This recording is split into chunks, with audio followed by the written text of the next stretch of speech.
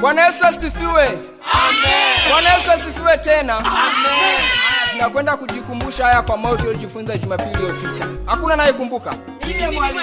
Haya, naona tunajua sote. 1, 2, 3. Haya kwa moyo.